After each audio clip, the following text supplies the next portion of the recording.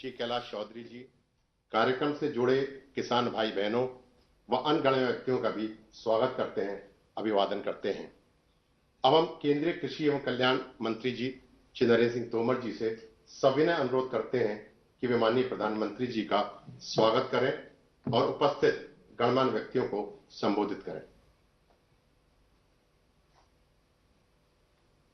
नहीं चल रहा, बोले तो बोले। आज हम सबके लिए बहुत ही प्रसन्नता का विषय है कि देश भर से करोड़ों किसानों को संबोधित करने के लिए हम सबके प्रिय नेता हमारे प्रधानमंत्री माननीय नरेंद्र मोदी जी आज देश भर से जुड़े हैं।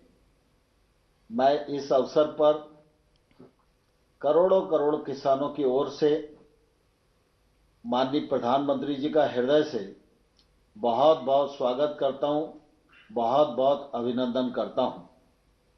आज इस कार्यक्रम में भिन्न भिन्न स्थानों पर हमारे देश के रक्षा मंत्री श्रीमान राजनाथ सिंह जी, गृह मंत्री श्रीमान अमित शाह जी, परिवहन मंत्री श्रीमान नितिन गडकरी जी, राज्यों के माननीय मुख्यमंत्रीगण, राज्यों के मंत्रीगण, केंद्र सरकार के मंत्रीगण, सांसदगण, विधायकगण और विकास खंड और पंचायत क्षेत्र में इस कार्यक्रम में भाग ले रहे करोड़ों करोड़ भाइयों और बहनों का मैं कृषि एवं किसान कल्याण मंत्रालय की ओर से बहुत बहुत स्वागत करता हूं, बहुत बहुत अभिनंदन करता हूं।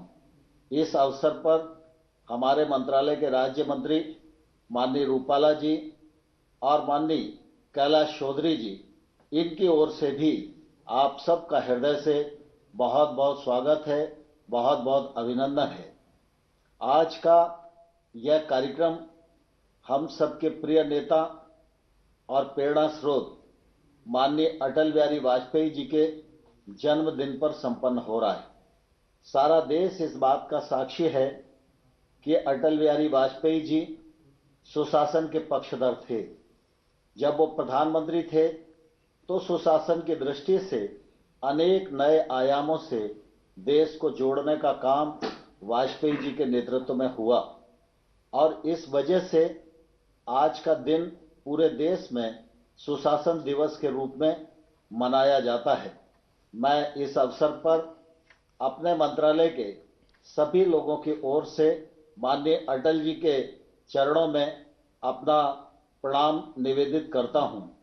आज सुशासन की दृष्टि से बहुत बड़ा काम हो रहा है और मैं समझता हूं कि अटल बिहारी वाजपेयी जी की आत्मा को भी बहुत संतोष मिलेगा, क्योंकि वो सुशासन और पारदर्शिता के पक्षधर थे और आज माननीय मोदी जी के कर कमलों से देश के 9 करोड़ 4 लाख किसानों को 18,098 करोड़ रुपया बटन दबाकर उनके खातों में 2 घंटे में पहुंचाने का कार्यक्रम होगा।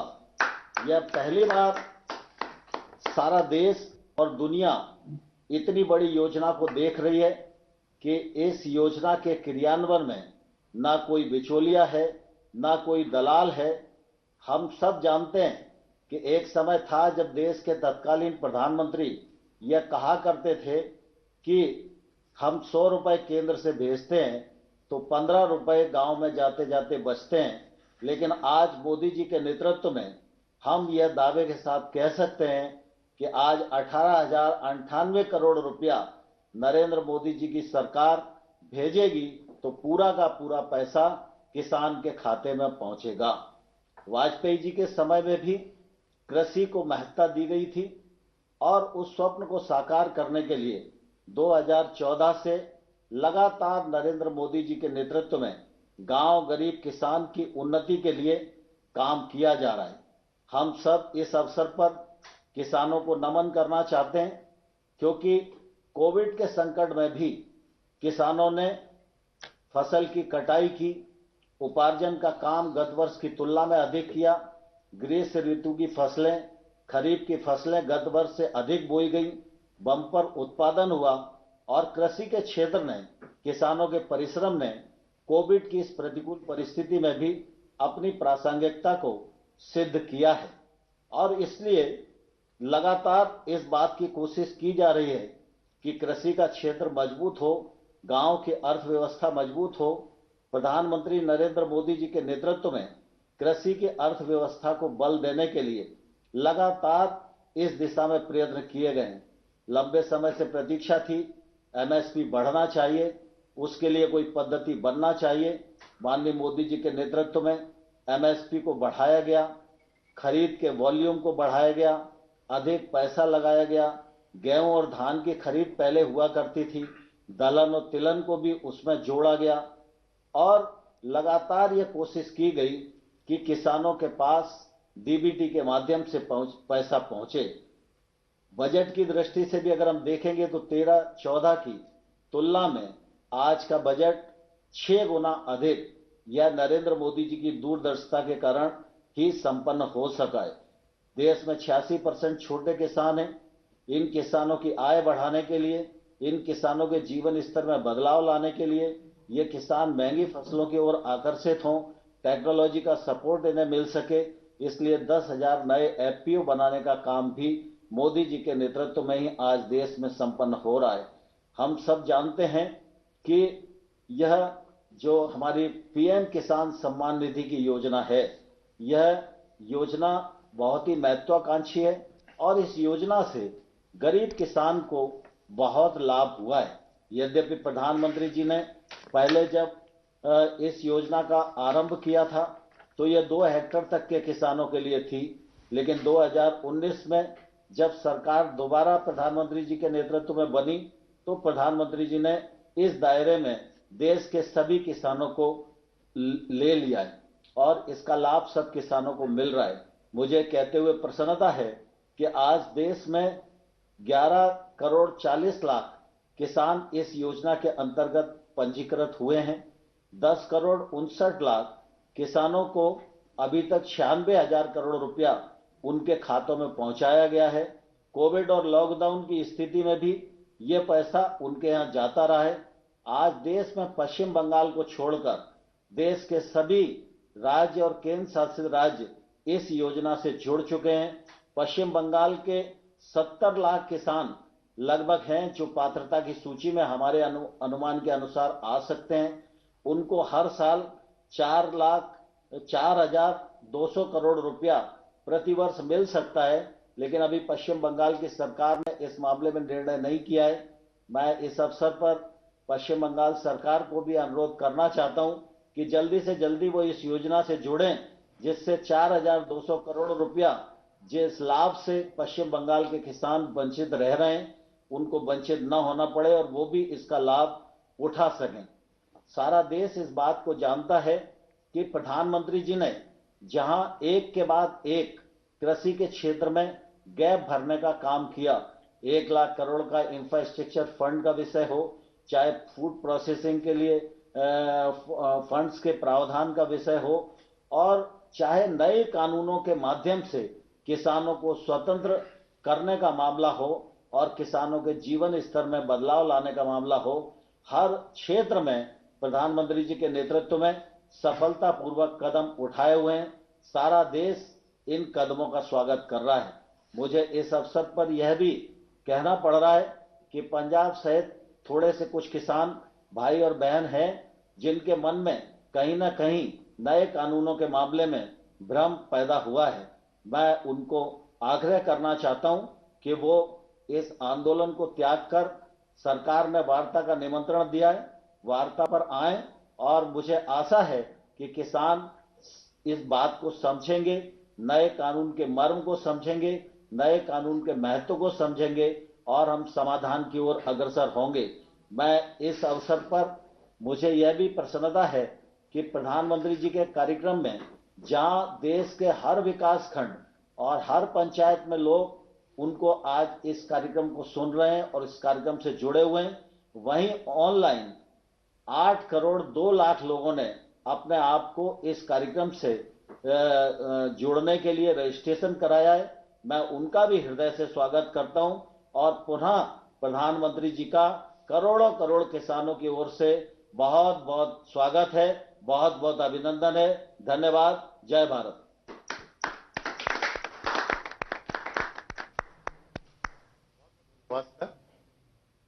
अब हम पीएम किसान योजना के तहत देश में लाभान्वित किसानों के अनुभव की लघु वीडियो फिल्म चलाने का अनुरोध करते हैं। 24 फरवरी 2019, 24 फरवरी 2019, ये वो तारीख थी जब किसानों के हितों के लिए प्रतिबद्ध भारत सरकार ने देश के अन्नदाता को एक नया सहारा और उसके योगदान को सम्मान दिया।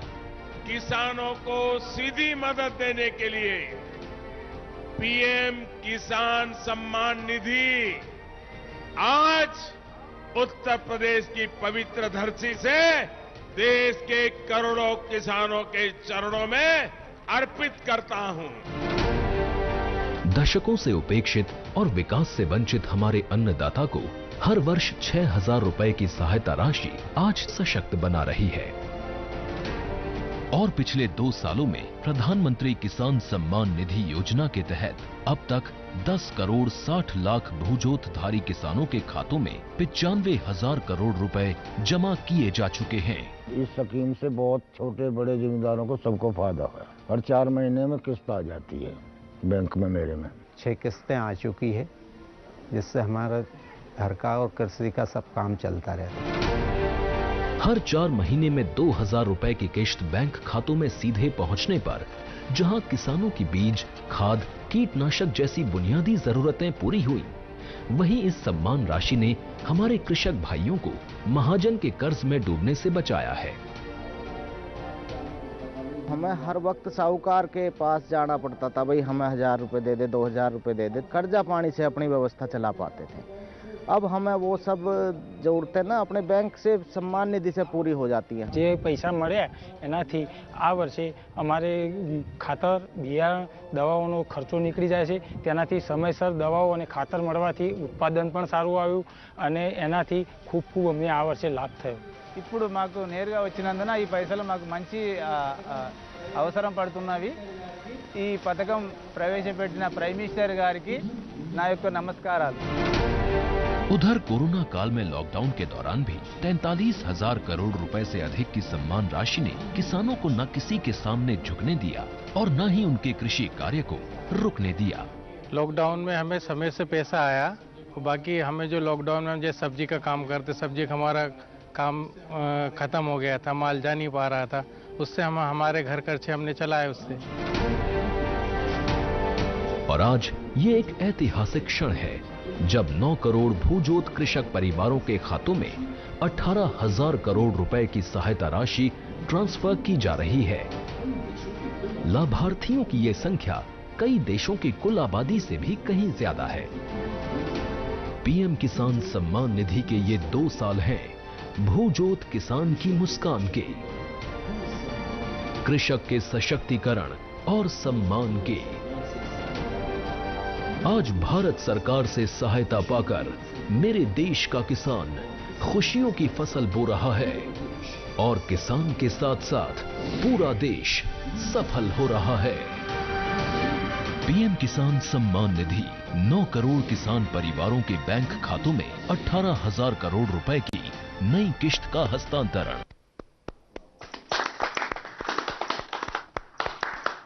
वीडियो के लिए धन्यवाद। भारत के सभी हिस्सों से इस योजना के सकारात्मक अनुभव और प्रतिक्रिया देखकर हार्दिक अनुभूति हुई। अब हम माननीय प्रधानमंत्री जी से अनुरोध करेंगे कि वे बटन दबाएं और प्रत्यक्ष लाभ अंतरण के माध्यम से 9 करोड़ से अधिक किसानों को 18,000 करोड़ रुपए से अधिक की धनराशि जारी करें। यह राशि लाभार्थियों के बैंक खातों में आज ही तत्काल अंतरित हो जाएगी। बंद।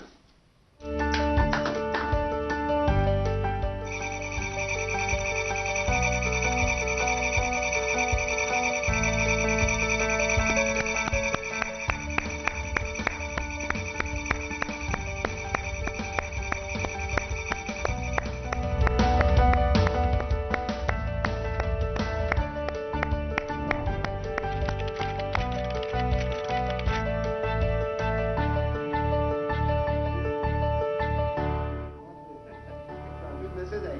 हाँ, अपने फोन में मैसेज। सर आपका बहुत बहुत धन्यवाद। अब माननीय प्रधानमंत्री जी से है ना, वरना हमारे में देश के विभिन्न भागों के किसानों के साथ इस विभाग की योजनाओं के तहत उनके अनुभव के बारे में परस्पर बातचीत करने के लिए आमंत्रित करना चाहते हैं। सबसे पहले मैं अरुणाचल प्रदेश के लोअर दिबांग वैली जिले के श्री गगन पेरिंग जी से आमंत्रित करूंगा कि वे पीएम किसान योजना के साथ ही ऑर्गेनिक एफपीओ के लाभार्थी हैं। श्री गगन पेरिंग जी। गगन जी नमस्कार। प्रणाम सर। जय हिंद। अरुणाचल के लोगों को तो जय हिंद कहना होता है। आपको पीएम किसान सम्मान निधि से जो पैसा मिल रहा है उसको आप कैसे उपयोग करते हैं? गगन जी इतने दूरी पर हैं, इतने पहाड़ों में हैं, कैसे करते हैं आप? सर मुझे हर साल हर महीने के चार महीने के पीछे 2000 करके 3 बार मिला। कुल मिला के मुझे 6000 मिला। उस पैसे को मैं ऑर्गेनिक खाद, दवा और कुछ मजदूरी के ऊपर कर सकिया। और फिर किस प्रकार से इसको आगे बढ़ाया? क्योंकि ऑर्गेनिक फार्मिंग किया तो कुछ तो करना पड़ा होगा आपको। सर एफपीओ बनाया हमने, फार्मर प्रोड्यूसर कंपनी बना के हमारा उसको और आगे बढ़ा रहा है अभी। अच्छा, एफपीओ यानी फार्मर प्रोड्यूसर ऑर्गेनाइजेशन चलाते हैं और वो भी ऑर्गेनिक फार्मिंग से जुड़े किसानों का। आपके साथ कितने किसान जुड़े हैं और ये कैसे काम करता है? सर सुनाई दे रहा है गगन जी मेरी बात? सर कितने किसान जुड़े हैं आपके साथ और किस प्रकार से काम करते हैं? 446। अच्छा। ऑर्गेनिक अदरक उगाते हैं हम। क्या क्या उगाते हैं? ऑर्गेनिक अदरक, जिंजर। अच्छा, जिंजर। और जिंजर उगाते हैं। और क्या मार्केट मिल जाता है? मार्केट फिलहाल तो सर अभी अपना इंडिया के अंदर में हमने बेंगलोर में पिछला बार बेचा, उसके बाद दिल्ली में। अच्छा, मतलब आप एक प्रकार से छोटे किसानों को प्राइवेट कंपनी के साथ जोड़ते भी हैं। क्या वो कंपनी जो आपसे जिंजर खरीदती है वो आपसे जिंजर ही ले जाती है कि जमीन भी उठा के ले जाती है? सर हाल ही में हमने प्रवर्ता फूड कंपनी से एग्रीमेंट किया है, लेकिन वो हमारा जितना प्रोडक्ट है उसका फिनिशिंग प्रोडक्ट को ले जाने का एग्रीमेंट किया है, जमीन को नहीं। जमीन अपना है, अपना ही रहेगा। आप अरुणाचल के इतने कोने में बैठे हैं, आपको विश्वास है कि आपकी जमीन सुरक्षित है, लेकिन कुछ लोग ऐसा भ्रम फैला रहे हैं कि आपकी फसल का कोई कॉन्ट्रैक्ट करेगा, एग्रीमेंट करेगा तो जमीन भी चली जाएगी। अब इतना झूठ बोल रहे हैं। अच्छा हुआ गगन जी आपने अपना अनुभव शेयर किया, मैं आपका बहुत आभारी हूं। और आपने इतने सारे किसानों को जोड़ा है, ये भी बहुत प्रसन्नता का विषय है। मैं धन्यवाद करता हूं आपका। धन्यवाद गगन जी। अब मैं उड़ीसा के नौपाड़ा जिले के श्री नवीन ठाकुर जी को आमंत्रित करूंगा, जो पीएम किसान योजना के साथ साथ किसान क्रेडिट कार्ड योजना के भी लाभार्थी हैं। श्री ठाकुर जी। नवीन जी, जय जगन्नाथ। माननीय प्रधानमंत्री जी, मेरा नमस्कार। बताइए क्या किस प्रकार के योजना का आपको लाभ हुआ, क्या कहना चाहेंगे आप?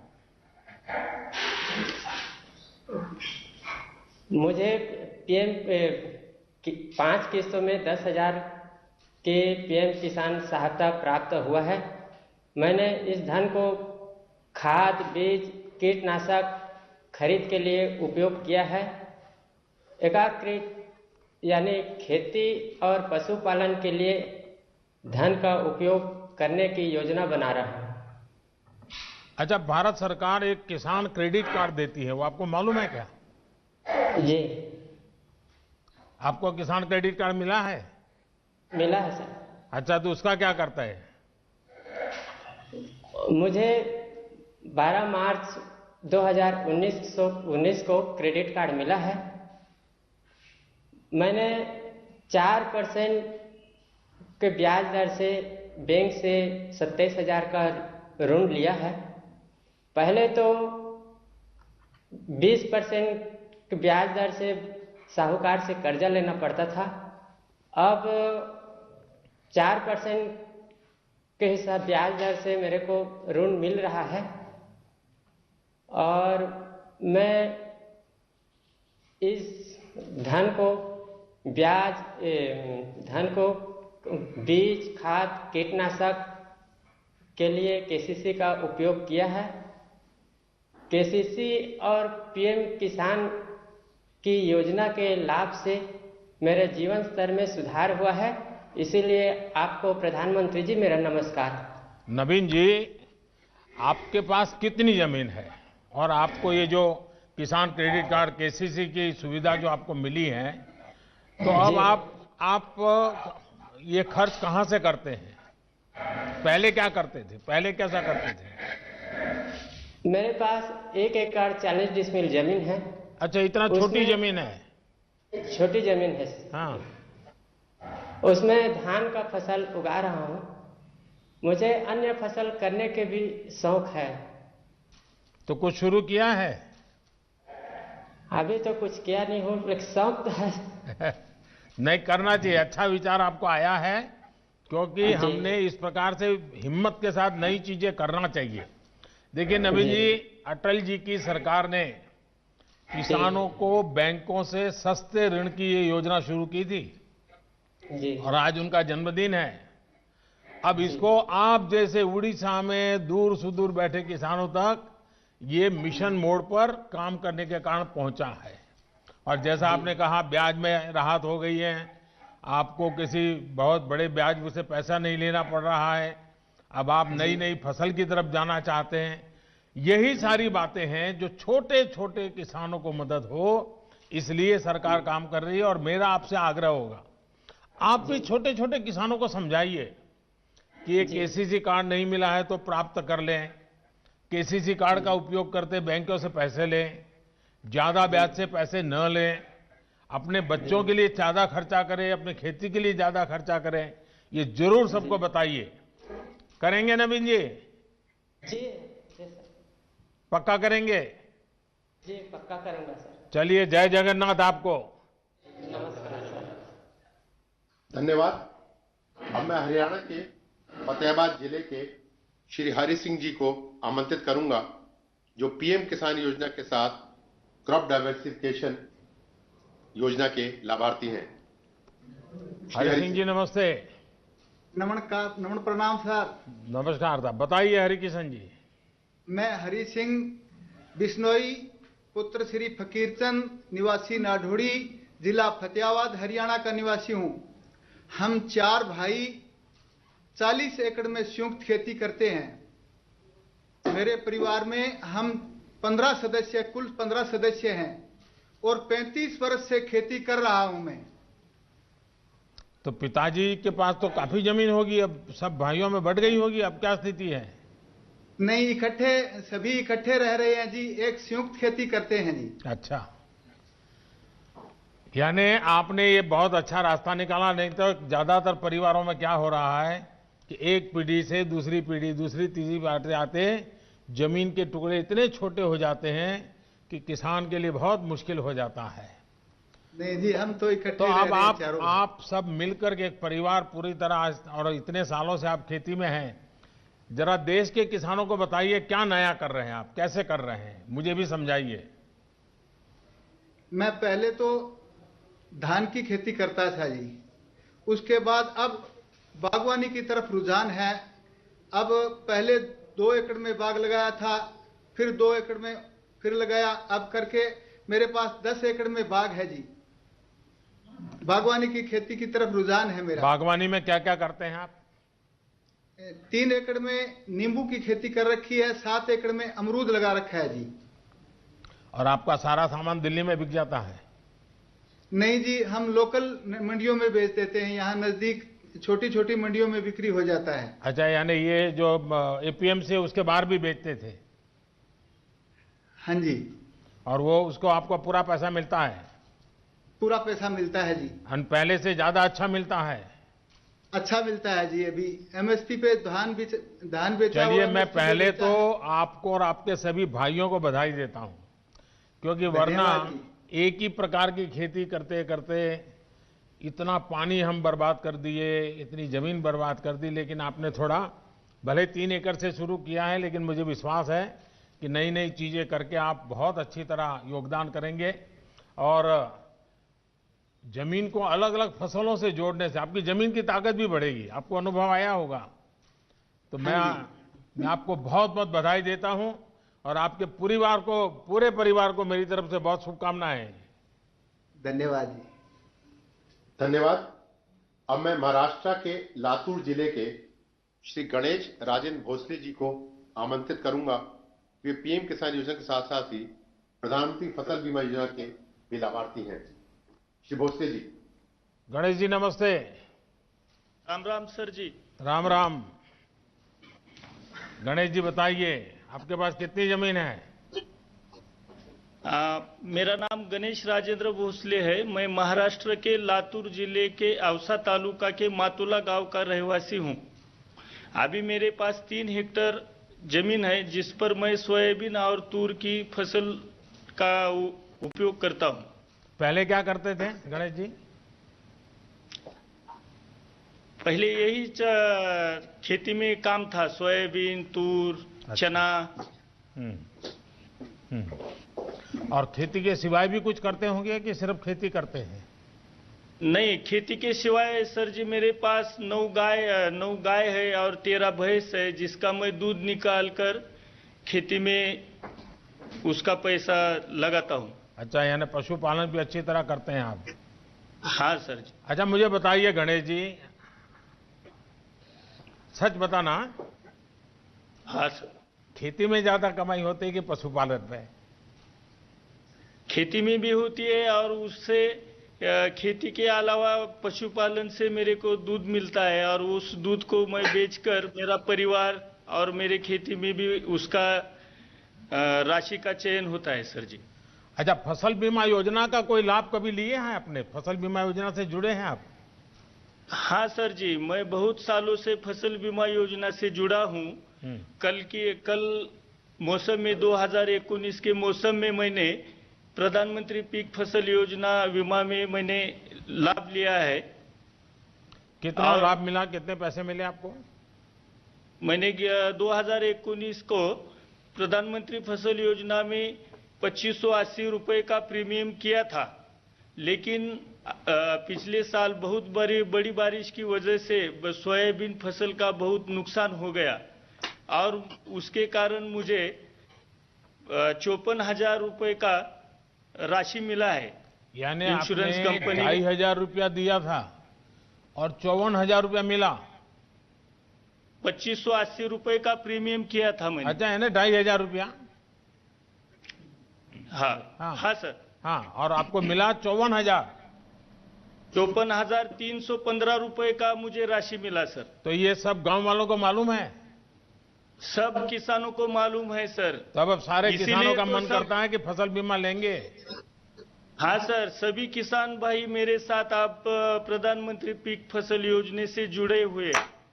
देखिए, मुझे बहुत खुशी हुई कि आपने, और ये बहुत अच्छी स्कीम है। हाँ, उससे हर किसान को फायदा हो रहा है सर जी। चलिए गणेश जी, मुझे अच्छा लगा, आपने सारी योजनाओं का लाभ लिया है। मैं आपका अभिनंदन करता हूं। धन्यवाद गणेश जी। अब मैं मध्य प्रदेश के धार जिले के श्री मनोज पाटीदार जी को आमंत्रित करूंगा, जो पीएम किसान योजना के साथ ही डायरेक्ट मार्केटिंग करने के लाभार्थी हैं। श्री पाटीदार नमस्ते। सादर प्रणाम प्रधानमंत्री जी। प्रणाम जी। बताइए मनोज जी।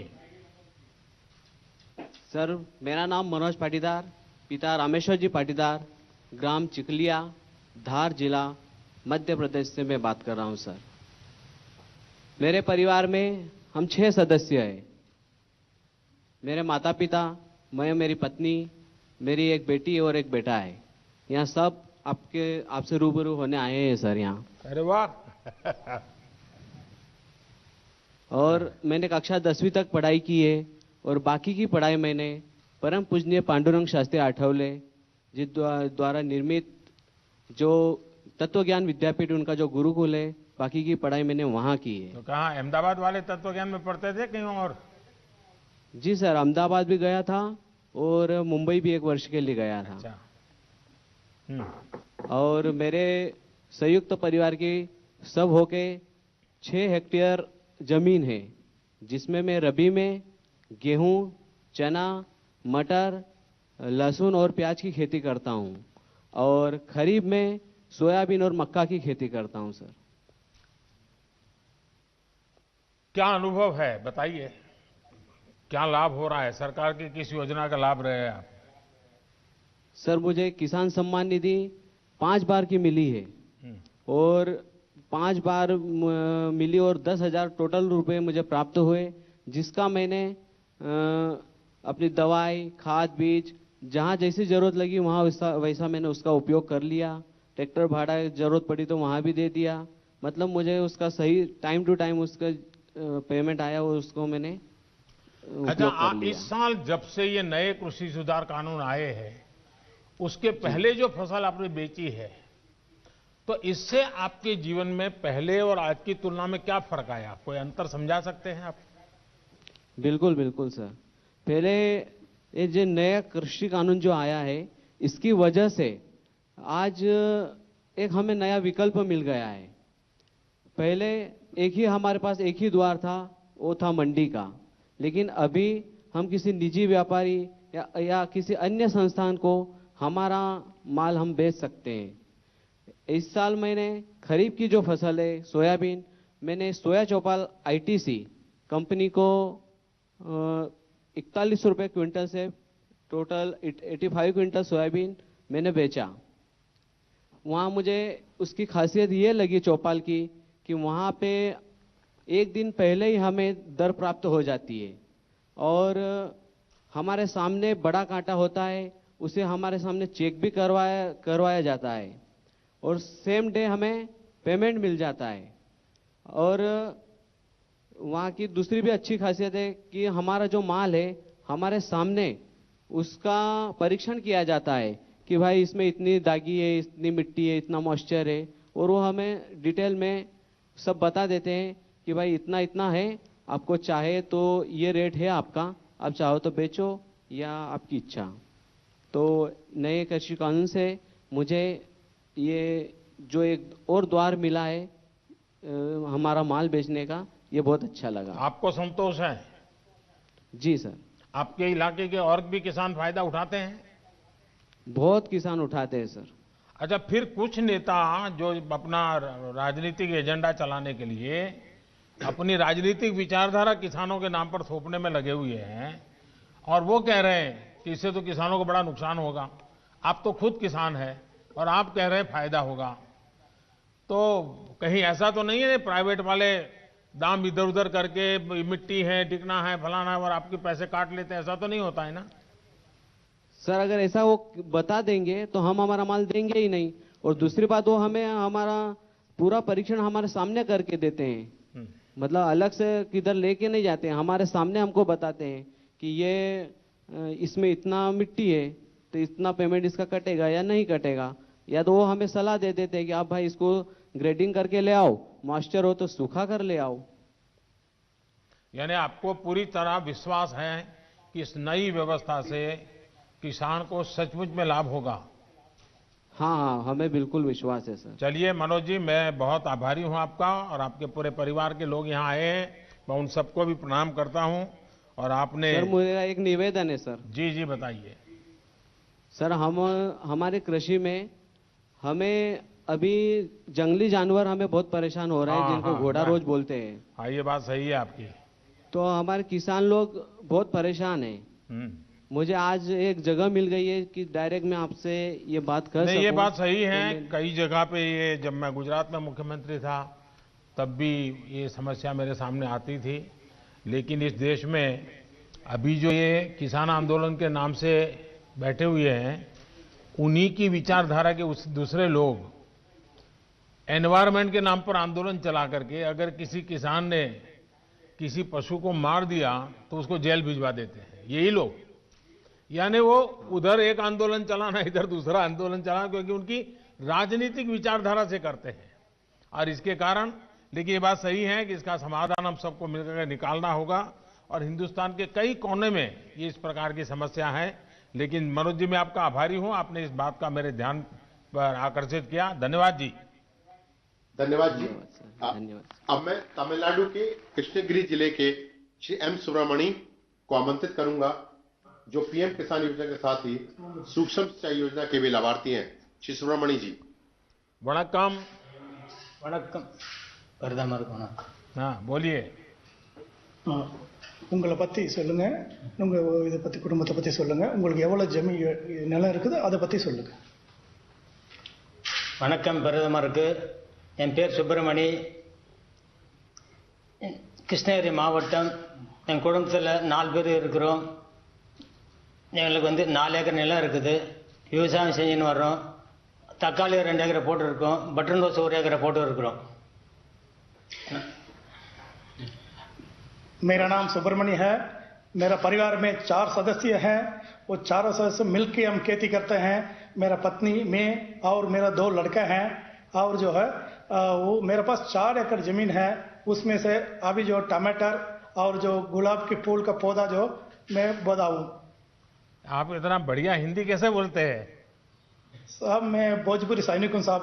अच्छा, फौज में थे? फौज में था साहब. अच्छा, वाह. तो आपने और भी फसल आप कर रहे हैं, और पानी की स्थिति क्या है? क्योंकि चेन्नई वगैरह में तो पानी की बड़ी दिक्कत है, तो गांव में और दिक्कत कैसी होती होगी? தண்ணி ரொம்ப கம்மியா கிடைக்குது, எப்படி நீங்க விவசாயம் பண்றீங்க அப்படின்னு கேட்கறாரு. தண்ணி கம்மியாக கிடைக்கிறதுக்கு நான் சொட்டு நீர் பாசனம் மூலிமா, தோட்டக்கலைத்துறை மூலிமா சொட்டு நீர் பாய்ச்சிட்டு வர்றேன். அவங்க சொல்லணும் 33,000 சொல்லணும். 1,33,000 ரூபாய்க்கு 100% மானியம் மூலிமா எங்களுக்கு இலவசமாக 3 ஏக்கருக்கு சொட்டு நீர் பாசனம் வசதி செஞ்சு கொடுத்துறாங்க. அதனால் 1 ஏக்கரா நிலம் வடிகால் மூலமாக பாய்ச்சிட்டு இருந்தேன். இப்போ 3 ஏக்கராவும் விவசாயம் செய்கிறேன். அதனால் எனக்கு 100% மூலியம் லாபமாகவும் 40,000 ரூபாய் வருமானம் வந்துச்சு போன வருஷம். இந்த வருஷம் சொட்டு நீர் தோட்டக்கலை மூலியமாக வழங்குறதுனால எனக்கு 1,40,000 ரூபாய் வருமானம் இருக்குது. இதில் 40,000 போக மீது 1 லட்சம் மீதம் இருக்குது. साहब जी मुझे पहले जो बहुत पानी के यहाँ का कमती वजह से 4 एकड़ जमीन होने के बावजूद भी मुझे 1 ही एकड़ का जो जमीन का पानी का जो पूरा होता था. अभी जो ये ड्रिप इरिगेशन करके, ये जो ड्रिप इरिगेशन के बारे में जो हॉर्टिकल्चर का जो अधिकारी लोग मुझे सलाह देने की वजह से, सलाह के साथ साथ इन्होंने 1,33,000 की जो है इन्होंने जो 100% जो मान्यता दिया है, मान्यता सब्सिडी दिया है. सब्सिडी देने के बाद और उन्होंने साथ साथ मुझे ड्रिप का लगा कर भी दिया था. अभी लगाने की वजह से मुझे पहले 1 एकड़ का जो है वो पानी मिलता था, पूरा होता था. आजकल 3 एकड़ का जमीन को मेरा पानी पूरा हो जाता है. उसका वजह से मुझे पिछले जो इसमें जो ड्रिप इरिगेशन के पहले मैं 40,000 ही कमाता था 1 एकड़ के जमीन की वजह से. अभी जो है 3 एकड़ के जमीन होने की वजह से मुझे 1,40,000 का जो है वो धन मिलता है. अभी उसमें मुझे पहले ड्रिप इरिगेशन के पहले मुझे 40,000 मिलता था. अभी जो 1 लाख मुझे फालतू लाभ मिलता है, इसमें मैं बहुत खुश हूं. सुब्रमण्य जी, मैं आपको सबसे पहले बधाई देता हूं कि आपने कमाई तो की, लेकिन आपने मानव जात की सेवा की है, क्योंकि आपने पानी बचाया है. और सरकार की ये जो ड्रिप इरिगेशन, माइक्रो इरिगेशन की योजना है, जो पूरे देश में बहुत बड़ा अभियान चल रहा है, उसका आपने फायदा उठाया. और इस फायदे के कारण आपका 1 लाख रुपया आय भी बढ़ी, पानी भी बचा, आय भी बढ़ी, और आपकी जमीन का उपयोग भी हुआ. और इसलिए ये आपने ये लंबी सोच के साथ ये विचार किया, इसके लिए आप बहुत अभिनंदन के अधिकारी हैं. लेकिन मैं आपसे आग्रह करूंगा, आप इतने जागरूक किसान हैं, और किसानों को भी समझाइए कि पानी ज्यादा जरूरत नहीं होती है. अगर पानी को बूंद बूंद डालें तो भी अच्छी फसल होती है. लेकिन किसान के मन में क्या है कि जब तक पूरा खेत पानी से भरा हुआ देखता नहीं, तब तक उसको लगता है कि कुछ रह गया. हकीकत में तो पानी उसके मूल में जाना चाहिए और बूंद बूंद से जा सकता है. अगर ये काम आप कर लिए, बहुत बढ़िया किए हैं। और यहाँ तो मेरे सामने जय जवान भी है, जय किसान भी है। चलिए, वणक्कम आपको। धन्यवाद सुब्रमणि जी। अब मैं उत्तर प्रदेश के महाराजगंज जिले के श्री राम गुलाब को आमंत्रित करूंगा, जो कि पीएम किसान योजना के साथ साथ फार्मिंग एग्रीमेंट भी करते हैं। श्री राम गुलाब जी। राम गुलाब जी नमस्ते। प्रणाम सर, आपके चरणों में। हमारा नाम राम गुलाब है। मैं बनग्राम बीट मरकदमा राजा जिला महाराजगंज उत्तर प्रदेश के एक छोटा किसान हूं। मेरे पास महोदय 1.5 एकड़ जमीन है। इसमें हम धान, गेहूं और सब्जी की खेती करता हूं। मेरे परिवार में महोदय मेरे माता पिता एवं 3 बच्चे एवं उनकी बहुएं भी आ चुकी हैं। कुल 10 परिवार से हम रहते हैं एक साथ। तो इतनी छोटी जमीन का टुकड़ा और इतना बड़ा परिवार, आपने कैसा व्यवस्था क्या नई बनाई है? सर, हम एक किसानों के साथ मिलकर के एक एफपीओ का गठन किए हैं, जिसमें हमारे 100 किसानों से हम महोदय शुरू किए हैं, जिसे आपसे कहने में बड़ा खुशी, आभार व्यक्त करते हैं कि आपसे हम रूबरू हो रहे हैं। और वह खेती जो है सबके साथ मिला करके एफपीओ के द्वारा हम सर करते हैं। वह शकरकंद की खेती नए प्रजाति में इस समय कर रहे हैं। अच्छा, आपके 100 के 100 किसान जो है, जिनका आपने समूह बना दिया है, एफपीओ बनाया है, सबके सब शकरकंद की खेती करते हैं? नहीं सर, अभी इन साल नया फसल ये आई है। और हम पहले सर धान, गेहूं एवं सब्जी की खेती अधिक मात्रा में करते थे। इस समय लगभग 10 टन देने के लिए एग्रीमेंट अहमदाबाद कंपनी से महोदय हम इस समय किए हैं। जिला महाराजगंज सभागार में, कलेक्ट्रेट सभागार में। और उसमें कृषि विभाग एवं नाबार्ड और महोदय एक एनजीओ महाराजगंज के मुख्य धार हैं, विनोद कुमार तिवारी सर, इनके माध्यम से हम। तो ये आपके साथ जो 100 किसान जुड़े हैं, उसमें बड़े किसान हैं कि छोटे किसान हैं? सर, उसमें सब छोटे छोटे किसान हैं और सब बनटांगिया के ही किसान हैं। महाराजगंज में महोदय 18 बनटांगिया किसान, 18 बनग्राम हैं, जिनमें से पहले 100 किसान से हम जुड़ करके इस समय महोदय 300 से ऊपर किसान इसमें जुड़ चुके हैं। अरे वाह! तो ये अहमदाबाद की कंपनी आपसे माल खरीद रही है, आपको पूरे पैसे दे रही है? सर, हमसे उनसे एग्रीमेंट हुआ है।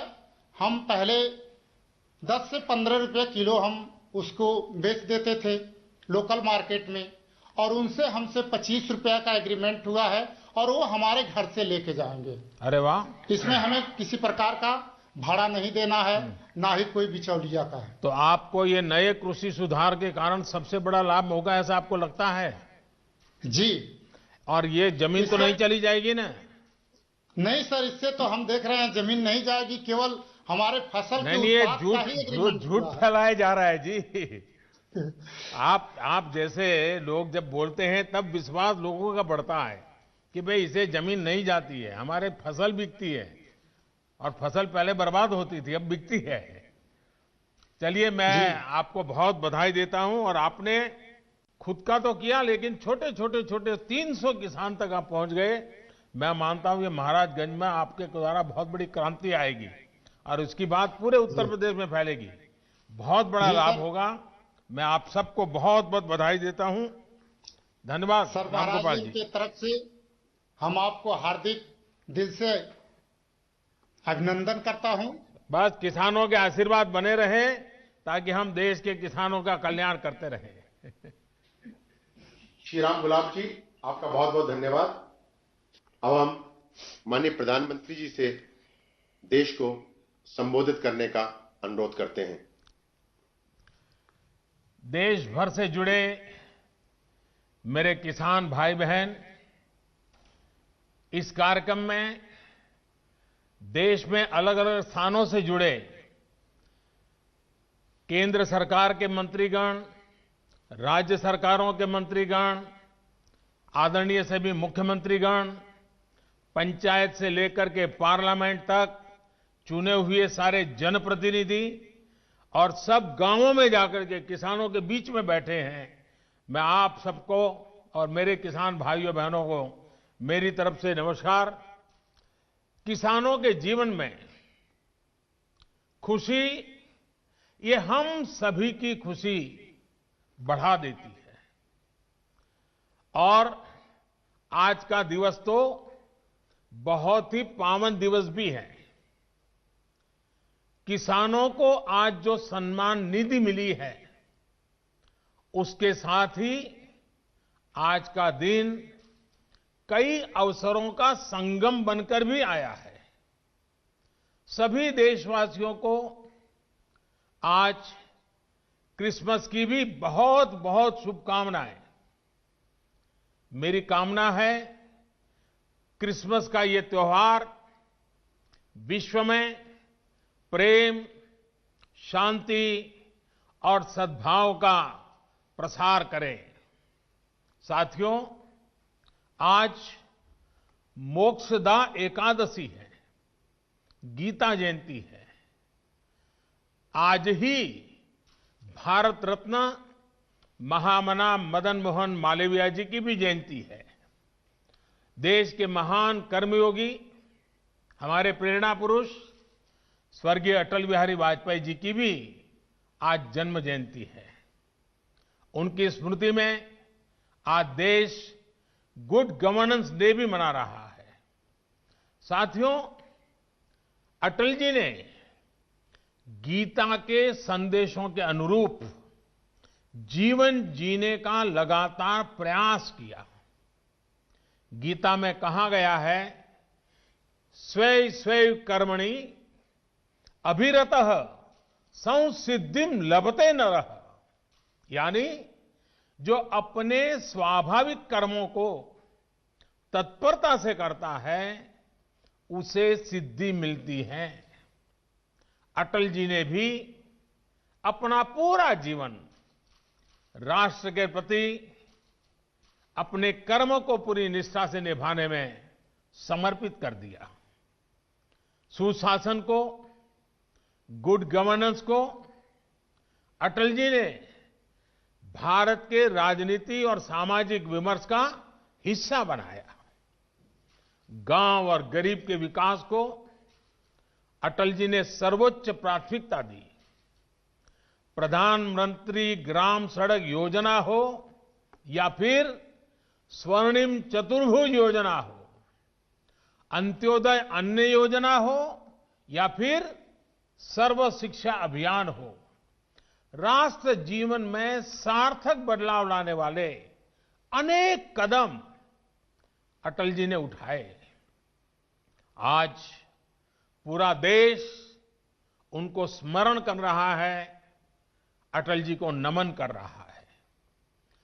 आज जिन कृषि सुधारों को देश ने जमीन पर उतारा है, उनके सूत्रधार भी एक प्रकार से अटल बिहारी वाजपेयी भी थे। साथियों, अटल जी गरीबों के हित में, किसान के हित में बनने वाली सभी योजनाओं में होने वाले भ्रष्टाचार को राष्ट्रीय रोग मानते थे। आप सबको याद होगा, उन्होंने एक बार पहले की सरकारों पर कटाक्ष करते हुए एक पूर्व प्रधानमंत्री की बात याद दिलाई थी और उनको याद दिलाते उन्होंने कहा था कि रुपया चलता है तो रुपया घिसता है, रुपया घिसता है तो हाथ में लगता है और धीरे से जेबों में चला जाता है। मुझे संतोष है कि आज घिसता है और न ही किसी गलत हाथ में लगता है। रुपया घिसता है तो हाथ में लगता है और धीरे से जेबों में चला जाता है कि बैंक खाते में सीधा पहुंचता है। अभी हमारे कृषि मंत्री नरेंद्र सिंह जी तोमर ने इसके विषय में विस्तार से हमारे सामने रखा है। पीएम किसान सम्मान निधि इसका ही एक उत्तम उदाहरण है। आज देश के 9 करोड़ से ज्यादा किसान परिवारों के बैंक खाते में सीधे एक कंप्यूटर की क्लिक से 18,000 करोड़ रुपए से भी ज्यादा रकम उनके किसानों के बैंक के खाते में जमा हो गए हैं। जब से ये योजना शुरू हुई है तब से 1,10,000 करोड़ रुपए से ज्यादा 1,10,000 करोड़ रुपए से ज्यादा किसानों के खाते में पहुंच चुके हैं। और यही तो गुड गवर्नेंस है, यही तो गुड गवर्नेंस टेक्नोलॉजी के द्वारा उपयोग किया गया है।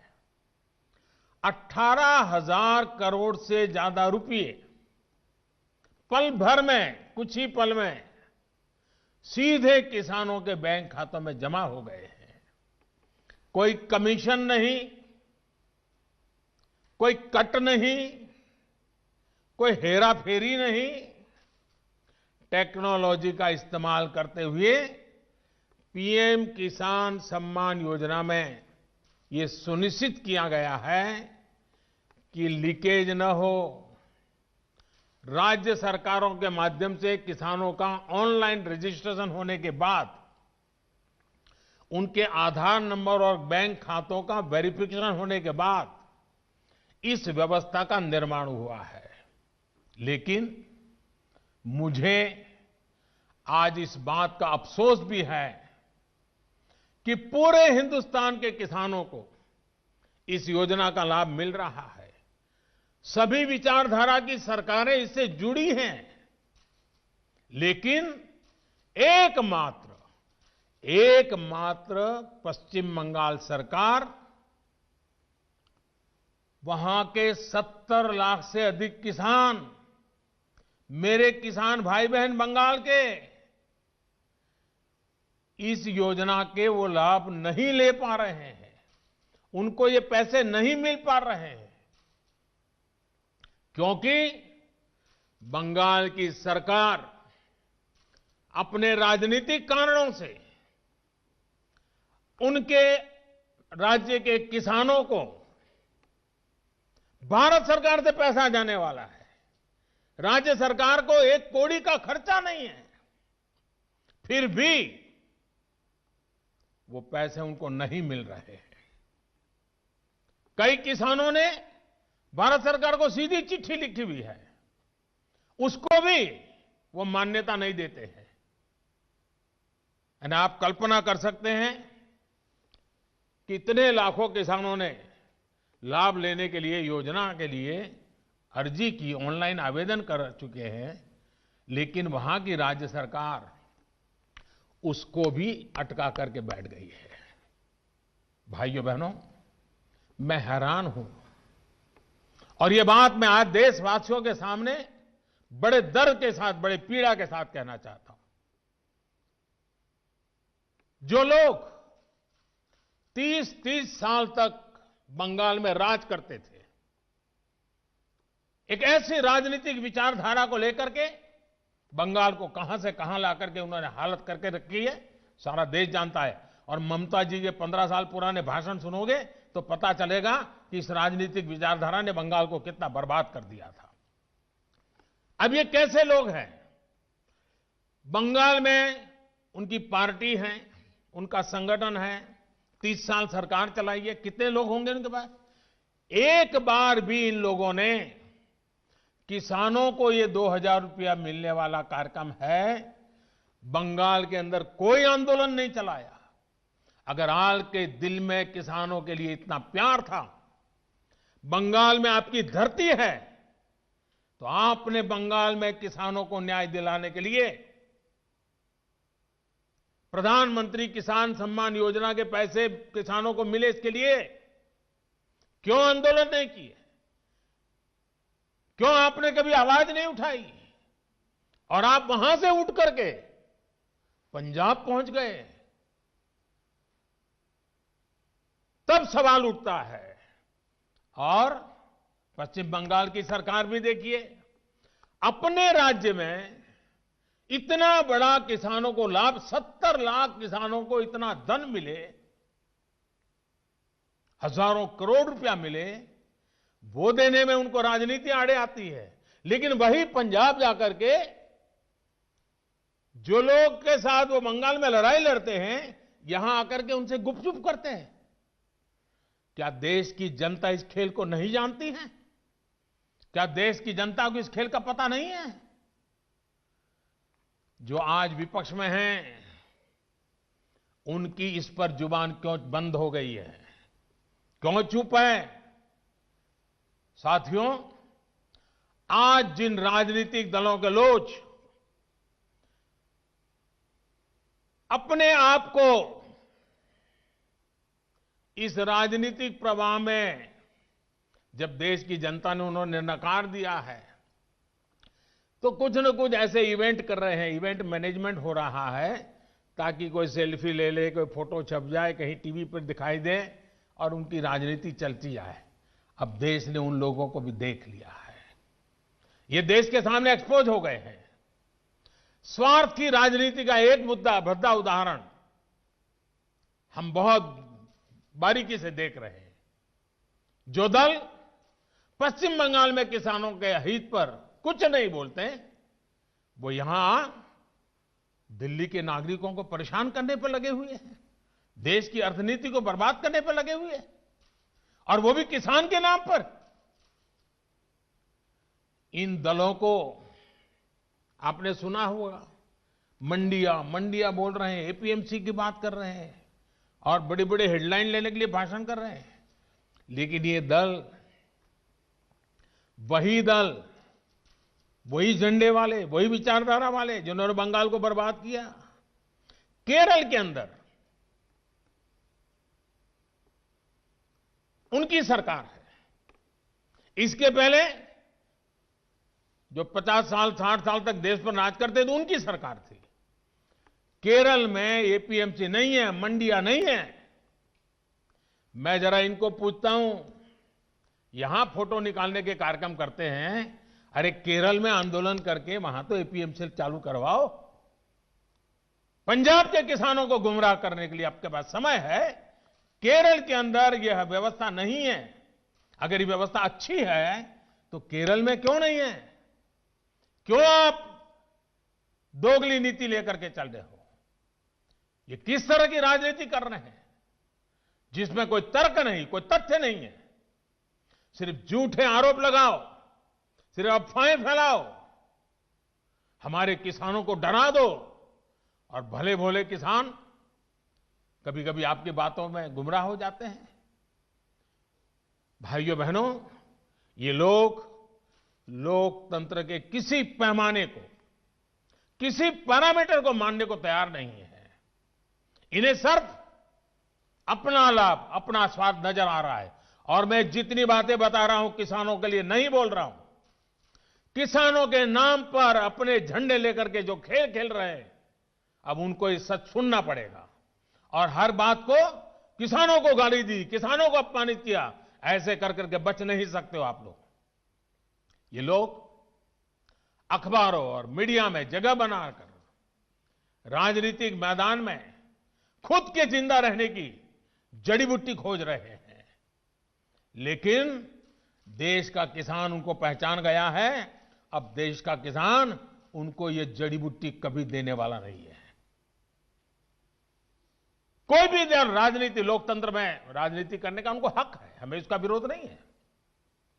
लेकिन निर्दोष किसानों की जिंदगी के साथ न खेलें, उनके भविष्य के साथ खिलवाड़ न करें, उन्हें गुमराह न करें, भ्रमित न करें।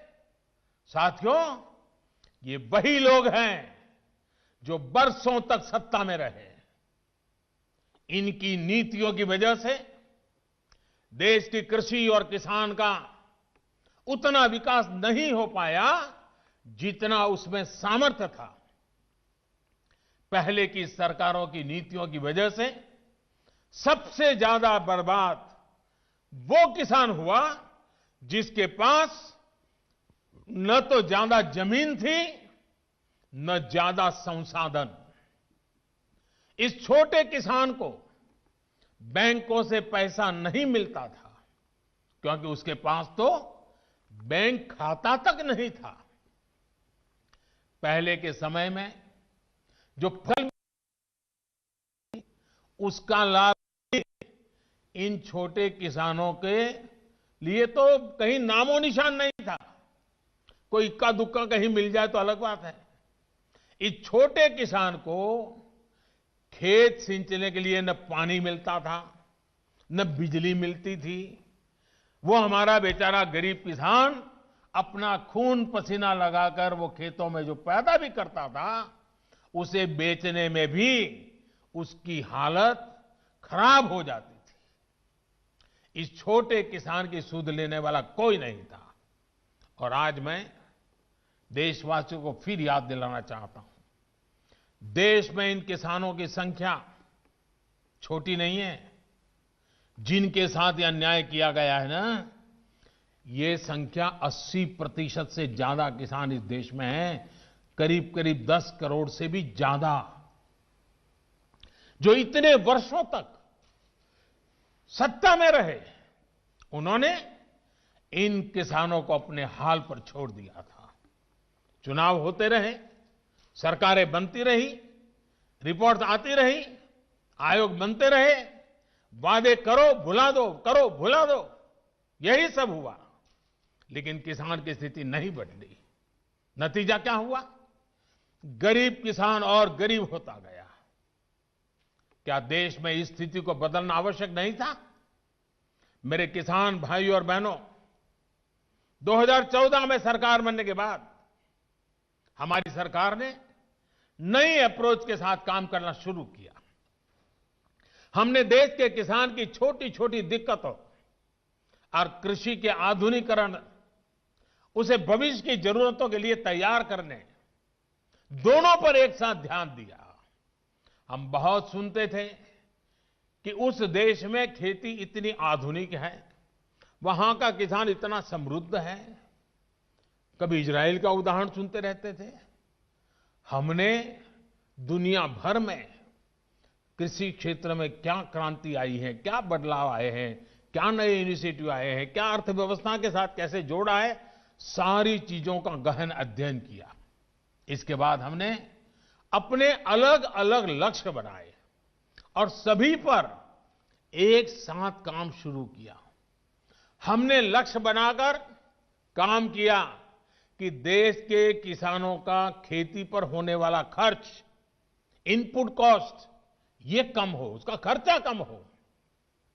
सॉइल हेल्थ कार्ड, यूरिया की नीम कोटिंग, लाखों की संख्या में सोलर पंप, ये सारी योजनाएं उनका इनपुट कॉस्ट कम करने के लिए एक के बाद एक उठाई। हमारी सरकार ने प्रयास किया कि किसान के पास एक बेहतर फसल बीमा कवच हो। आज देश के करोड़ों किसानों को पीएम फसल बीमा योजना का लाभ हो रहा है। और मेरे प्यारे किसान भाइयों बहनों, अभी जब मैं किसान भाइयों से बात कर रहा था तो मुझे हमारे महाराष्ट्र लातूर के गणेश जी ने बताया कि 2,500 रुपया उन्होंने दिया और 54,000 रुपया करीब करीब मिला। मामूली प्रीमियम के बदले किसानों को पिछले साल में 87,000 करोड़ रुपए क्लेम राशि मिली है। 87 यानी करीब करीब 90,000 करोड़ मामूली प्रीमियम दिया किसानों ने। मुसीबत के समय ये फसल बीमा उनको काम आया। हमने इस लक्ष्य पर भी काम किया कि देश के किसान पास खेत में सिंचाई की पर्याप्त सुविधा हो। हम दशकों पुरानी सिंचाई योजनाओं पूरा कराने के साथ ही देश भर में पर ड्रॉप मोर क्रॉप के मंत्र के साथ माइक्रो इरिगेशन को भी बढ़ावा दे रहे हैं। और मुझे खुशी हुई, अभी तमिलनाडु के हमारे सुब्रमण्य जी मुझे बता रहे थे कि उन्होंने माइक्रो इरिगेशन से, ड्रिप इरिगेशन से, जो पहले 1 एकड़ का काम होता था 3 एकड़ का हुआ और पहले से ज्यादा 1 लाख रुपए ज्यादा कमाया माइक्रो इरिगेशन से। साथियों, हमारी सरकार ने प्रयास किया कि देश के किसानों को फसल की उचित कीमत मिले। हमने लंबे समय से लटकी स्वामीनाथन कमेटी की रिपोर्ट के अनुसार लागत का 1.5 गुना एमएसपी किसानों को दिया। पहले कुछ ही फसलों पर एमएसपी मिलती थी, हमने उनकी भी संख्या बढ़ाई। पहले एमएसपी का ऐलान अखबारों में छोटी सी जरा जगह बनाना खबर के तौर पर छपता था, किसानों तक लाभ नहीं पहुंचता था, कहीं तराजू ही नहीं लगते थे। और इसलिए किसान के जीवन में कोई बदलाव ही नहीं आता था। हम आज एमएसपी पर रिकॉर्ड सरकारी खरीद कर रहे हैं। किसानों की जेब में एमएसपी का रिकॉर्ड पैसा पहुंच रहा है। जो आज किसानों के नाम पर आंदोलन कर रहे हैं, वो जब उनका समय था तब चुप मार करके बैठे हुए थे। ये जितने लोग आंदोलन चला रहे हैं ना, ये उस सरकार के हिस्सेदार थे, समर्थन करते थे। और यही लोग स्वामीनाथन कमेटी की रिपोर्ट के ऊपर बैठ गए थे, सालों तक बैठ गए थे। हमने आकर के निकाला, क्योंकि हमारे दिल में किसान की जिंदगी को भला करना, कल्याण करना, ये हमारा जीवन का मंत्र है, इसलिए कर रहे हैं। साथियों, हम इस दिशा में भी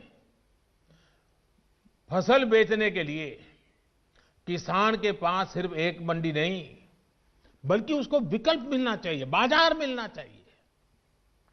हमने देश की 1000 से ज्यादा कृषि मंडियों को ऑनलाइन जोड़ा। इनमें भी 1 लाख करोड़ रुपए से ज्यादा का कारोबार किसानों ने कर दिया है। किसान ऑनलाइन बेचना शुरू किया है। साथियों, हमने एक और लक्ष्य बनाया कि छोटे किसानों के समूह बने, ताकि वो अपने क्षेत्र में एक सामूहिक ताकत बनकर काम करे। आज देश में 10,000 से ज्यादा किसान उत्पादक संघ, एफपीओ बनाने का अभियान चल रहा है।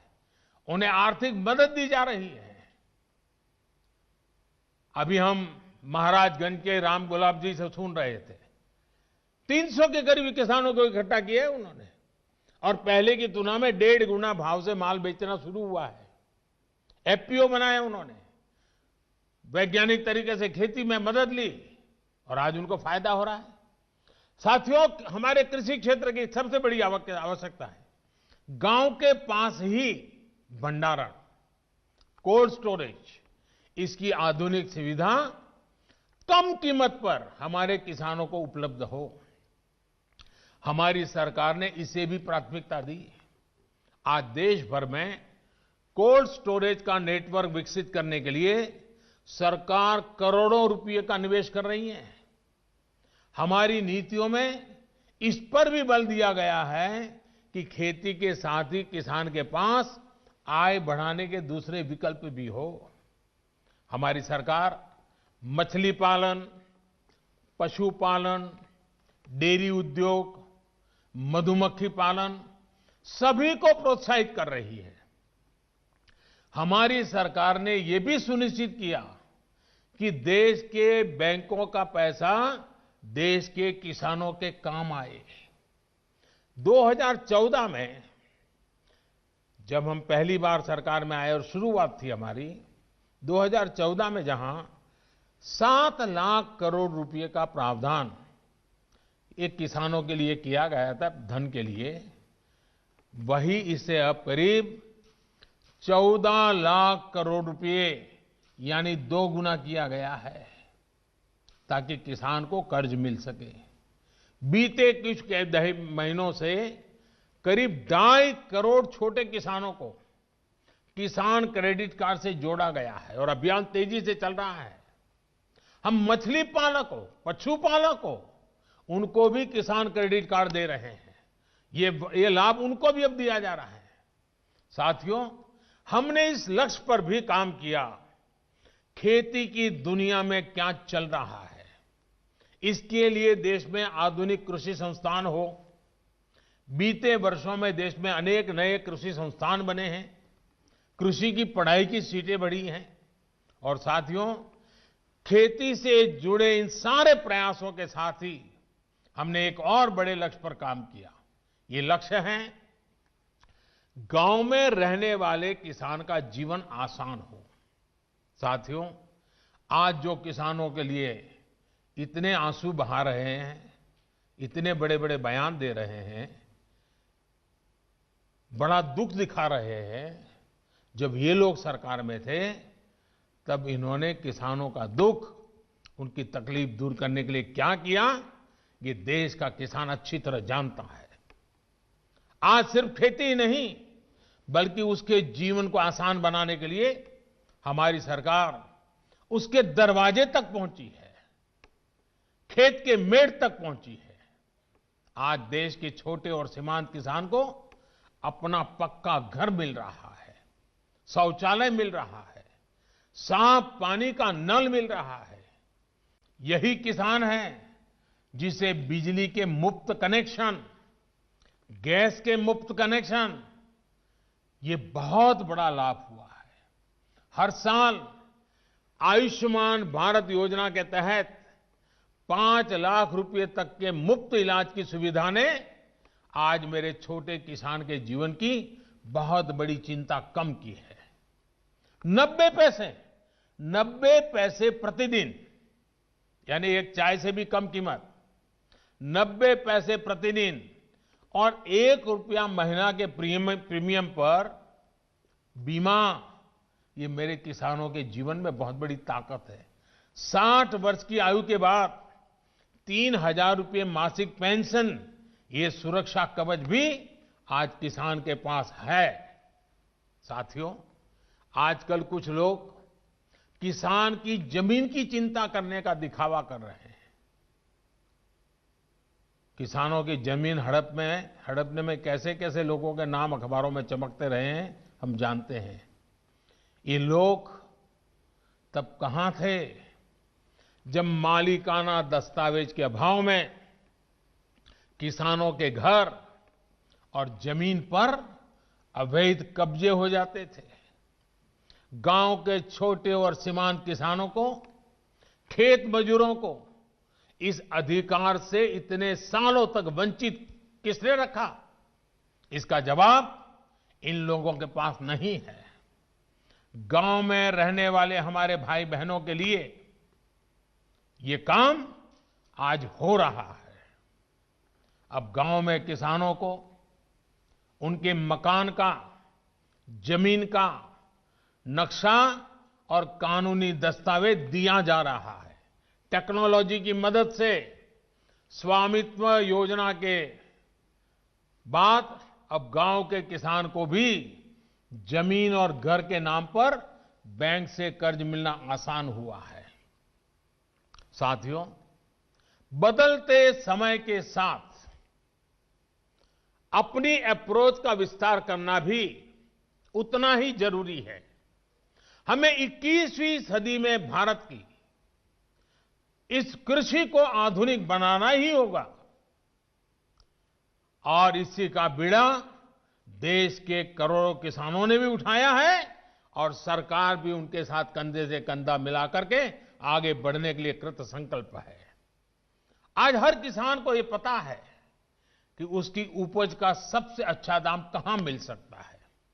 पहले क्या होता था कि अगर मंडी में बेहतर दाम नहीं मिलते थे या फिर उसकी उपज को दोयम दर्जी का बताकर खरीदने से इनकार कर दिया जाता था तो किसान मजबूरी में औने पौने दामों पर अपनी उपज बेचने को मजबूर रहता था।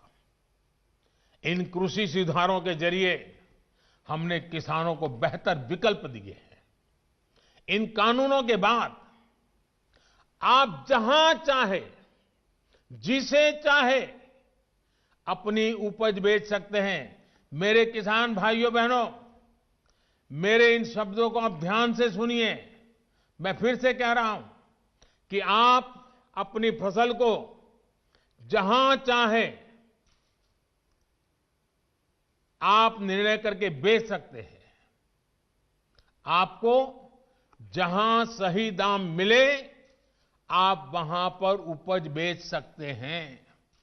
आप न्यूनतम समर्थन मूल्य यानी एमएसपी पर अपनी उपज बेचना चाहते हैं, आप उसे बेच सकते हैं। आप मंडी में अपनी उपज बेचना चाहते हैं, आप बेच सकते हैं। आप अपनी उपज का निर्यात करना चाहते हैं, आप निर्यात कर सकते हैं। आप व्यापारी को बेचना चाहते हैं, आप अपनी उपज दूसरे राज्य में बेचना चाहते हैं, आप बेच सकते हैं। आप पूरे गांव के किसानों को एफपीओ के माध्यम से इकट्ठा कर अपनी पूरी उपज को एक साथ बेचना चाहते हैं, आप बेच सकते हैं। आप बिस्किट, चिप्स, जैम, दूसरे कंज्यूमर उत्पादों की वैल्यू चेन का हिस्सा बनना चाहते हो, आप ये भी कर सकते हैं। देश के किसान को इतने अधिकार मिल रहे हैं तो इसमें गलत क्या है? इसमें गलत क्या है कि अगर किसानों को अपनी उपज बेचने का विकल्प ऑनलाइन माध्यम से पूरे साल और कहीं भी मिल रहा है। साथियों, आज नए कृषि सुधारों के बारे में असंख्य झूठ फैलाए जा रहे हैं। कुछ लोग किसानों के बीच भ्रम फैला रहे हैं कि एमएसपी समाप्त की जा रही है, तो कुछ लोग अफवाहें फैला रहे हैं कि मंडियों को बंद कर दिया जाएगा। मैं आपको फिर ध्यान दिलाना चाहता हूं कि इन कानूनों को लागू हुए कई महीने बीत गए हैं। क्या आपने देश के किसी एक कोने में एक भी मंडी के बंद होने की खबर सुनी है? जहां तक एमएसपी का सवाल है, हाल के दिनों में सरकार ने बहुत सी फसलों का न्यूनतम समर्थन मूल्य भी बढ़ा दिया है। ये कृषि सुधारों के बाद भी हुआ है, नए कृषि कानूनों के बाद भी हुआ है। इतना ही नहीं, जो लोग किसानों के नाम पर बात करते हैं ना, ये जो आंदोलन चल रहा है उसमें कई सच्चे और निर्दोष किसान भी हैं। ऐसा नहीं है कि सब वो राजनीतिक विचारधारा वाले तो सिर्फ नेता हैं, बाकी तो भले भाले किसान हैं। उनको जाकर के सीक्रेटली पूछोगे कि भाई आपकी कितनी जमीन है, क्या पैदा करते हो, इस बार बेचा कि नहीं बेचा, तो वो भी बताएगा हाँ वो एमएसपी में बेच करके आया। और जब एमएसपी में खरीदी चल रही थी ना, तब वो आंदोलन को उन्होंने ठंडा कर दिया था, क्योंकि उनको मालूम था कि अभी जरा किसान मंडी में जाके के माल बेच रहा है। वो सब बिक्री हो गई, काम हो गया, फिर उन्होंने आंदोलन शुरू किया। साथियों, वास्तविकता तो ये है कि बढ़े हुए न्यूनतम समर्थन मूल्य एमएसपी पर सरकार ने किसानों की उपज की रिकॉर्ड स्तर पर खरीदी की है, और वो भी नए कानून बनने के बाद। और एक अहम बात, इन कृषि सुधारों से सरकार ने अपनी जिम्मेदारियां बढ़ाई है। उदाहरण के तौर पर एग्रीमेंट फार्मिंग की बात ही ले लीजिए। कुछ राज्यों में ये कानून, ये प्रावधान कई सालों से हैं, पंजाब में भी है। वहां तो प्राइवेट कंपनियां एग्रीमेंट करके खेती कर रही है। क्या आप जानते हैं, पहले के कानूनों में समझौता तोड़ने पर किसानों पर पेनल्टी लगती थी। मेरे किसान भाइयों को भी ये किसी ने समझाया नहीं होगा, लेकिन हमारी सरकार ने ये सुधार किया और ये सुनिश्चित किया कि मेरे किसान भाइयों पर पेनल्टी या किसी तरह का जुर्माना नहीं लगेगा। साथियों, आप ये भली भांति जानते हैं कि पहले अगर किसी कारणवश किसान मंडी नहीं भी जा पाता था तो वो क्या करता था, वो किसी ट्रेडर को अपना माल बेच देता था। ऐसे में वो व्यक्ति किसान का फायदा ना उठा पाए, उसके लिए भी हमारी सरकार ने कानूनी उपाय किए हैं। खरीदार समय से आपका भुगतान करने के लिए अब कानूनन बाध्य हैं। उसे रसीद भी काटनी होगी और 3 दिन के भीतर भुगतान भी करना होगा। नहीं तो ये कानून किसान को शक्ति देता है, ताकत देता है, वो अधिकारियों के पास जाकर कानूनी तंत्र का सहारा लेकर अपना पैसा प्राप्त कर सके। ये सारी चीजें हो चुकी हैं, हो रही है। खबरें आ रही हैं कि कैसे एक एक करके हमारे देश के किसान भाई इन कानूनों का फायदा उठा रहे हैं। सरकार किसान के साथ हर कदम पर खड़ी है।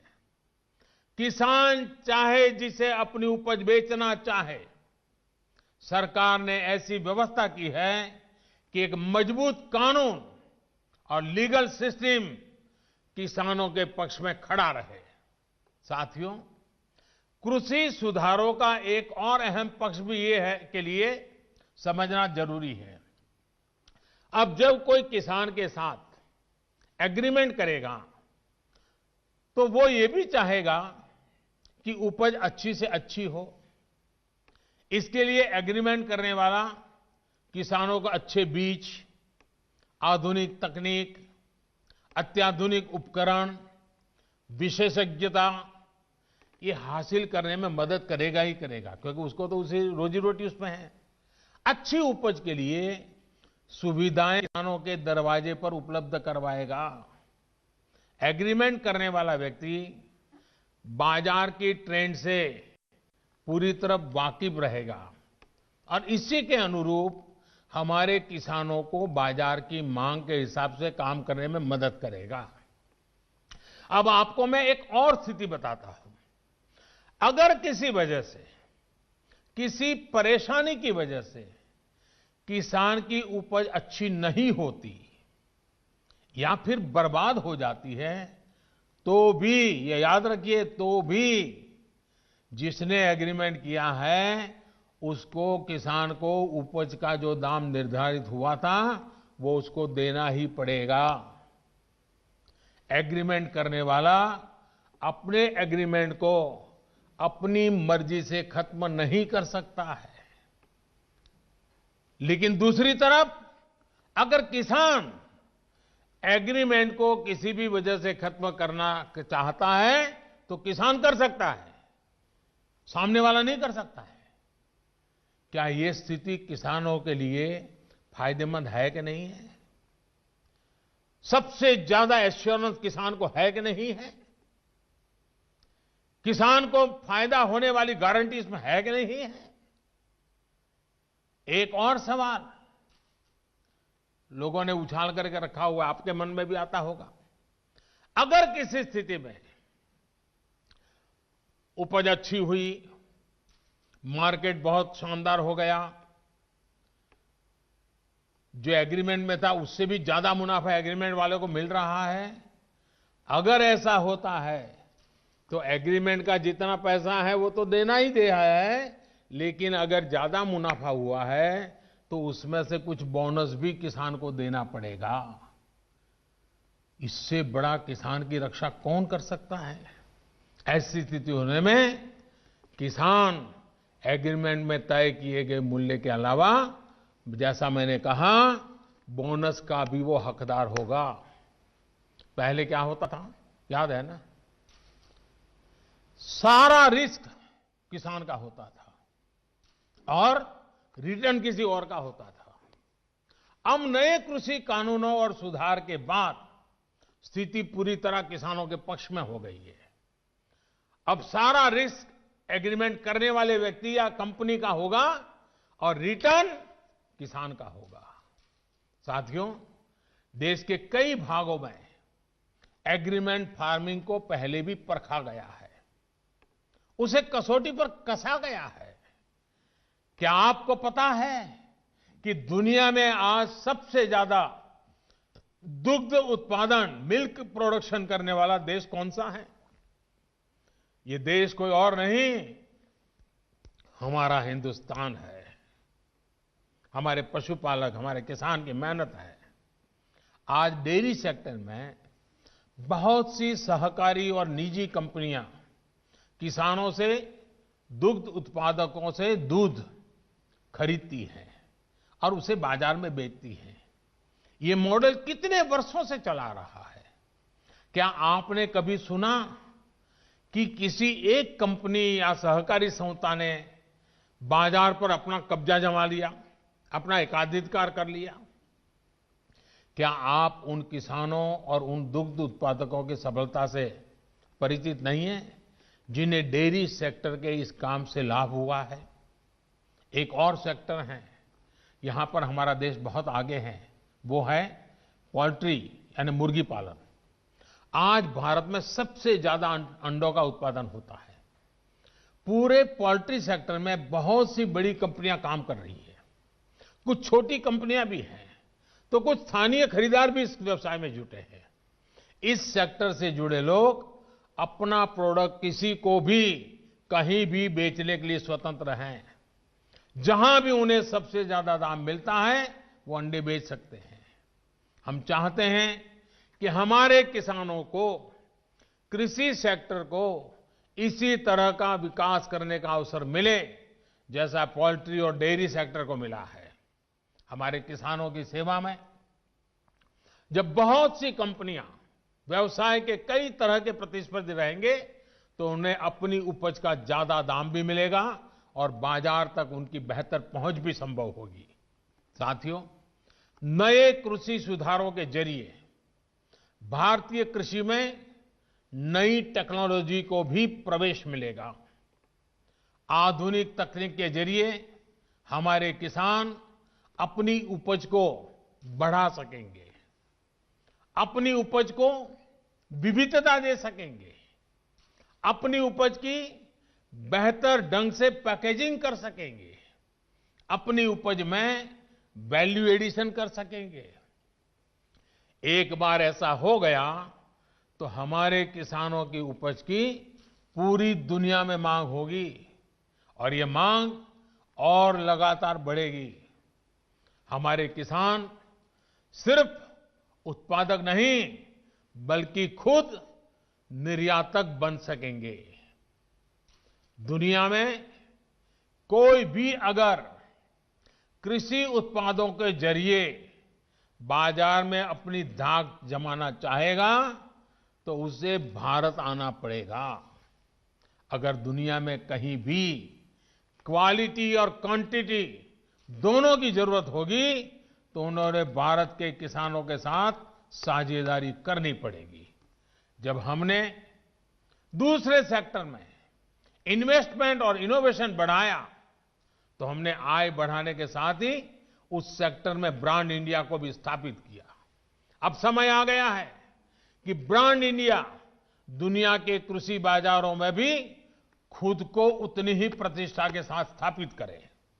साथियों, कुछ राजनीतिक दल जिन्हें देश की जनता ने लोकतांत्रिक तरीके से नकार दिया है, वो आज कुछ किसानों को गुमराह करके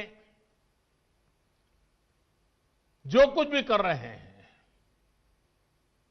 उन सबको बार बार नम्रतापूर्वक सरकार की तरफ से अनेक प्रयासों के बावजूद भी किसी न किसी राजनीतिक कारण से, किसी ने बंधी राजनीतिक विचारधारा के कारण से ये चर्चा नहीं होने दे रहे हैं। कृषि कानूनों के संदर्भ में ये जो पॉलिटिकल पार्टी की विचारधारा वाले जो कुछ लोग हैं जो किसानों के कंधे पर बंदूकें फोड़ रहे हैं, कृषि कानूनों के संदर्भ में उनके पास ठोस तर्क न होने के कारण वो भांति भांति के मुद्दों को किसानों के नाम पर उछाल रहे हैं। आपने देखा होगा जब प्रारंभ हुआ था तो उनकी इतनी मांग थी कि भाई एमएसपी की गारंटी दो। उनके मन में जेन्युइन, क्योंकि वो किसान थे, उनको लगा कहीं ऐसा तो ना हो। लेकिन इसका माहौल दिखा करके ये राजनीतिक विचारधारा वाले चढ़ बैठे और अब एमएसपी वगैरह बाजू में क्या चल रहा है ये लोग हिंसा के आरोपी ऐसे लोगों को जेल से छुड़ाने की मांगे कर रहे हैं। देश में आधुनिक हाईवेज बने, निर्माण हो, जो पिछली सब सरकारों ने किया था। ये लोग भी उस सरकारों में समर्थन करते थे, भागीदार थे। अब कहते हैं टोल टैक्स नहीं होगा, टोल खाली कर दो। भाई, किसान का विषय छोड़ करके नई जगह पे क्यों जाना पड़ रहा है? जो नीतियां पहले के समय से चली आ रही है, अब ये किसान आंदोलन की आड़ में उनका भी विरोध कर रहे हैं, टोल नाकों का विरोध कर रहे हैं। साथियों, ऐसी परिस्थिति में भी देश भर के किसानों ने कृषि सुधारों का भरपूर समर्थन किया। मैं सभी किसानों का आभार व्यक्त करता हूं। मैं सर झुका करके उनको प्रणाम करता हूं कि देश को आगे ले जाने के लिए देश के कोटि कोटि किसान आज इस निर्णय के साथ, हिम्मत के साथ खड़े हुए हैं। और मैं मेरे किसान भाइयों बहनों को भरोसा दिलाता हूं कि आपके विश्वास पर हम कोई आंच नहीं आने देंगे। पिछले दिनों अनेक राज्य, और ये बात समझनी होगी, अनेक राज्य, चाहे असम हो या इधर राजस्थान हो, जम्मू कश्मीर हो, ऐसे कई जगह पे पंचायतों के चुनाव हुए। इनमें प्रमुखतया ग्रामीण क्षेत्र के लोगों को ही वोट देना होता है, एक प्रकार से किसान को ही वोट देना होता है। इतना गुमराह करने वाला का खेल चलता था, इतना बड़ा आंदोलन का नाम दिया जा रहा था, हो हल्ला किया जाता था, लेकिन इसी के अगल बगल में जहां जहां चुनाव हुए हैं, उन गांवों के किसानों ने ये आंदोलन चलाने वाले जो इतने लोग थे उनको नकार दिया है, पराजित कर दिया है। ये भी एक प्रकार से उन्होंने बैलेट बॉक्स के द्वारा ये नए कानूनों को खुला समर्थन किया है। साथियों, तर्क और तथ्य के आधार पर, हर कसौटी पर हमारे ये निर्णय कसे जा सकते हैं। उसमें कोई कमी है तो उसको इंगित करना चाहिए, लोकतंत्र है। हमें सब प्रकार का भगवान ने ज्ञान दिया ऐसा दावा हमारा नहीं है, लेकिन बात तो हो।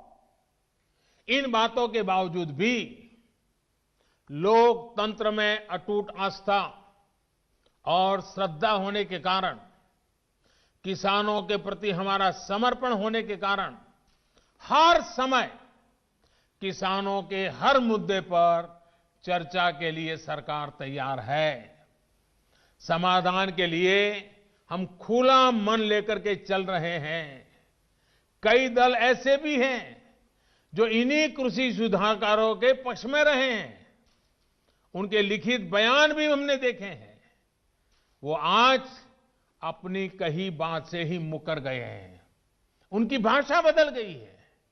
वो राजनीतिक नेता जो किसानों को भ्रमित करने में जुटे हुए हैं, जिनकी लोकतंत्र में रत्ती भर भी श्रद्धा नहीं है, वो विश्वास ही नहीं करते डेमोक्रेसी में।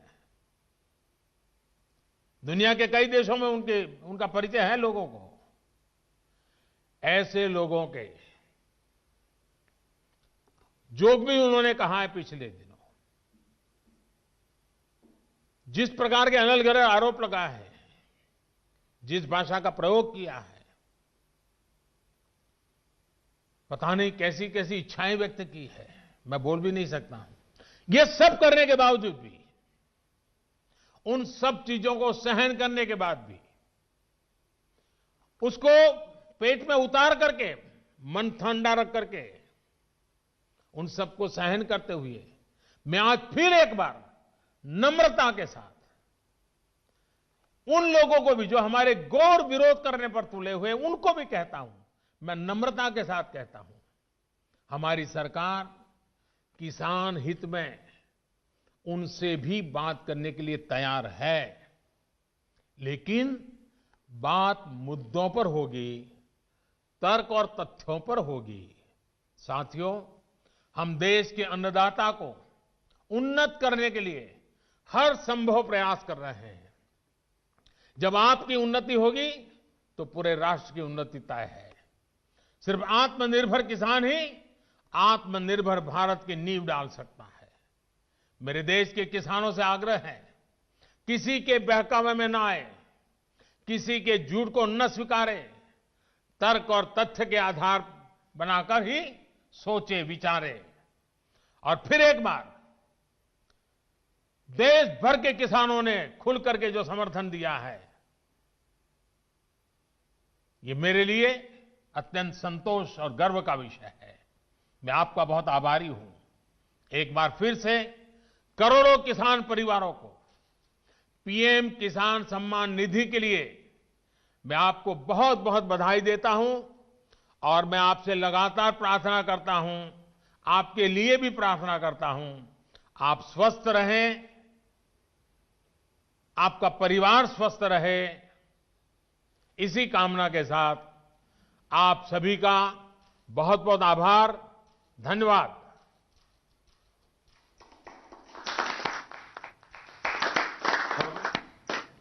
माननीय प्रधानमंत्री जी का, केंद्रीय कृषि एवं किसान कल्याण मंत्री जी का, देश के विभिन्न स्थानों पर जुड़े हुए विभिन्न माननीय मंत्रीगण, गणमान्य व्यक्तियों का, दोनों राज्य मंत्री जियों का और देश भर से जुड़े हुए इस कार्यक्रम से करोड़ों किसान भाई प्रधानमंत्री नरेंद्र मोदी को जो संवाद था किसानों के साथ, तो प्रधानमंत्री का यही कहना था कि लगातार सरकार इस ओर प्रयासरत है कि किसानों की आय को दोगुना किया जाए। ऐसे में हर एक फैसला, हर एक कदम किसानों के हित में उठाया जा रहा है और कुछ लोग यहां पर भ्रांति फैलाने की कोशिश कर रहे हैं, बरगलाने की कोशिश कर रहे हैं। लेकिन जो भी अब तक की, चाहे ये कानूनों की बात करें या इससे पहले जो भी योजनाएं सरकार ने किसानों को देकर चलाई हैं, हर योजना किसानों के हित में है। तो जो बड़ी बातें प्रधानमंत्री ने कही हैं, तो उन्होंने यही कहा कि कुछ लोग किसानों के बीच भ्रम फैला रहे हैं।